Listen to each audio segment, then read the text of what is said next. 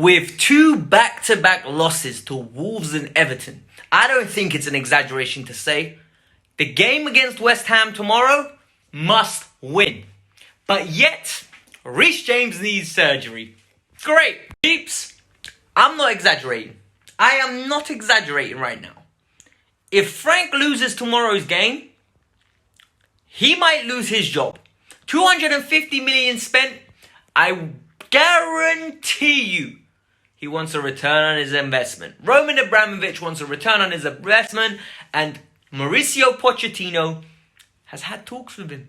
Welcome to the Kavkas View, and today I'm bringing you the latest on Reece James' injury and how he might need surgery. That's bad news, guys. Mauricio Pochettino has had secret talks with Roman Abramovich.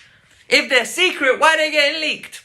And the team I think Frank's going to go with against West Ham, and I'm not exaggerating, it is a must-win. Exaggerated again. So, let's get the stupid nonsense out of the way, but help a brother out, hit the like button, subscribe to the channel, because we all love new people watching the content, we all love YouTube pushing our videos, and it goes a mile. I'm not even exaggerating. 150 likes is the target. Let's get into the video. It is reported by Simon Johnson that Reece James is injured and out of the West Ham game. And not only is he injured, he might need surgery, guys. And this is bad news. Reece James has a big body frame. And I'm not going to lie, carrying that much muscle, running up and down the wing, it will take a toll on his body. But not at the age of 20. Apparently, he's been nursing this injury even before the Everton game. Yes, even before the Everton game. And he paid through the pain barrier. And it got extremely worse after the Wolves game. To the point where they had to give it a scan. And it doesn't look good. The effect on our season. That word again. Have a drink.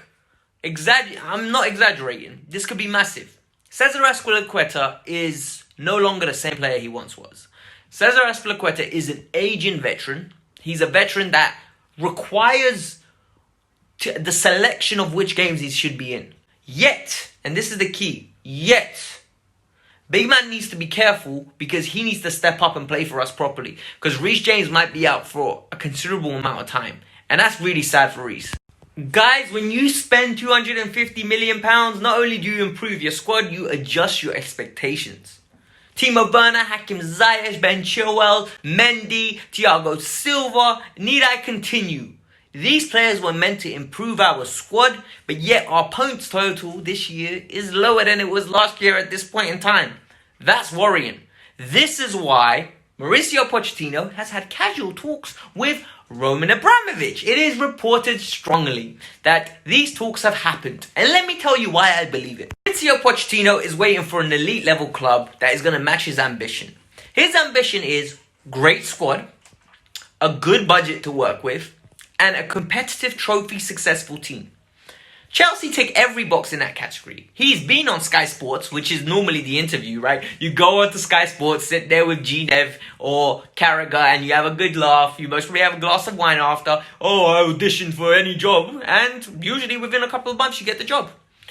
And it looks like Mauricio Pochettino might get the job if Frank doesn't sort his act out. Tomorrow's game is integral, and I'm petrified for tomorrow's game. I'm not going to exaggerate. Personally speaking, I'm a little bit worried the fact that he doesn't like to play with wingers.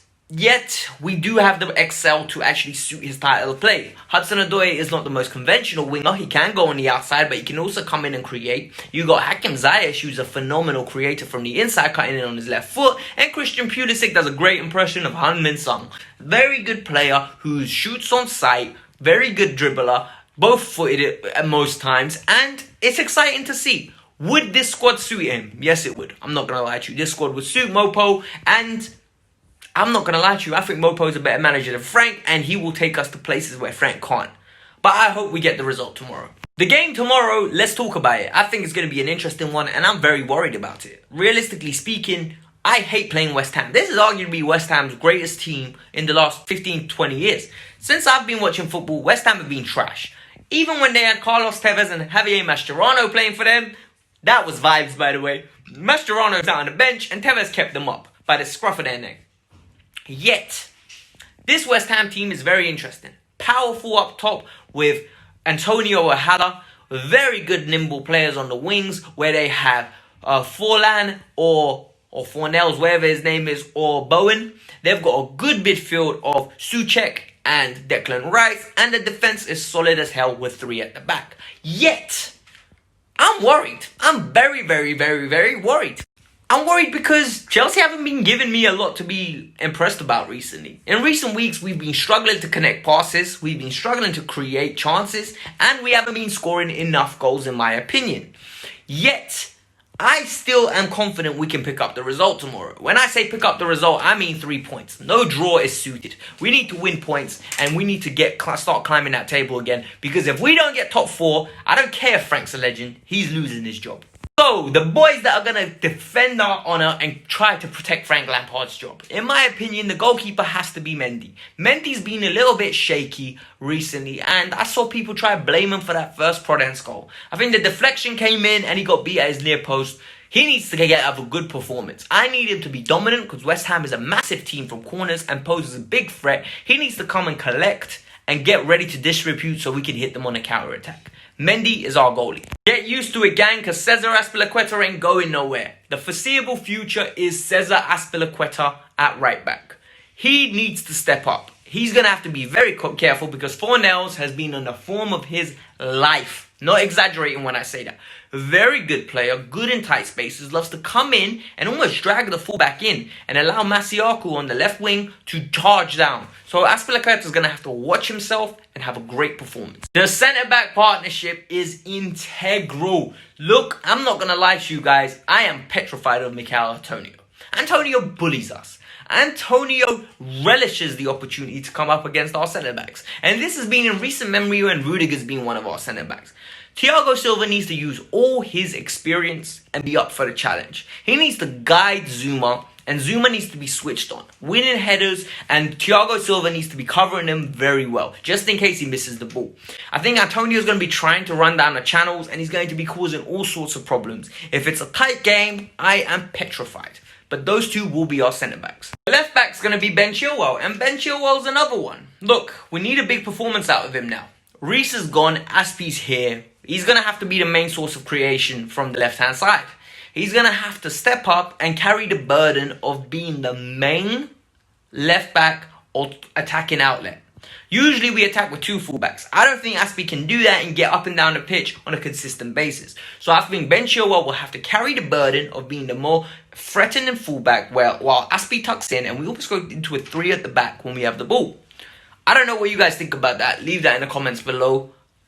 I'm worried about him doing this role. I think in the defensive midfield role, it is very important that we go with N'Golo Kante. N'Golo Kante needs to win this battle in the midfield. He's going up against Souček and Declan Rice, who, in my opinion, low-key, are a very dominant midfield duo. They're not pretty, they're not neat, and they're not tidy, but they do what they do at a very efficient level. They get the ball, they move it on. They get the ball, they move it on. Long ball central. They're not nothing that you're going to mouth water. You're not going to drool, nothing. They're not that great, but they're efficient. And Kante is going to have a great game. In the middle of the park, we're going to have to go with, in my opinion, the 2 of Mason Mount and Kovacic. The reason I go with those 2 is because they're like Duracell bunnies, right? They're running around left, right, and centre. They're going to be getting into challenges. And I'm not going to lie to you.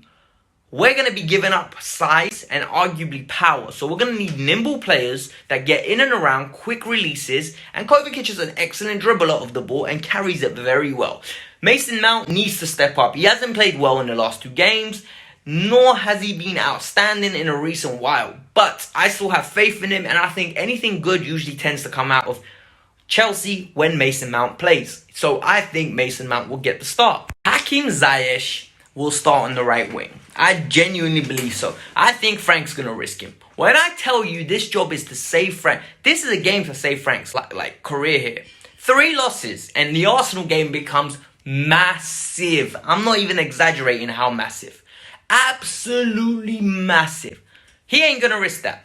I think Hakim Ziyech is going to start from the beginning and Hakim Ziyech is going to have to play.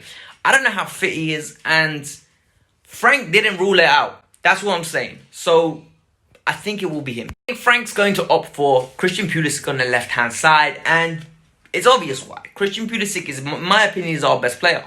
On form, Christian Pulisic is our best player. Based on the way he drives with the ball, the way he's going to get numbers, and the way he creates chances on the way that he commits people. For me, he's going to start. There's no way Hudson-Odoi is going to get risked. He ain't Hakim Ziyech. Frank doesn't play him when he's fit, let alone, do you know what I mean? So for me, it is important like that Pulisic has a good game because, like I said, this is a must-win game. The starter is going to be Timo Werner. There is no way Frank's dropping Timo. He's going to drop Tammy Abraham and Giroud. Both of them aren't going to play. He's going to go with Timo Werner, and the reason he's going to go with them is because I think it's really interesting.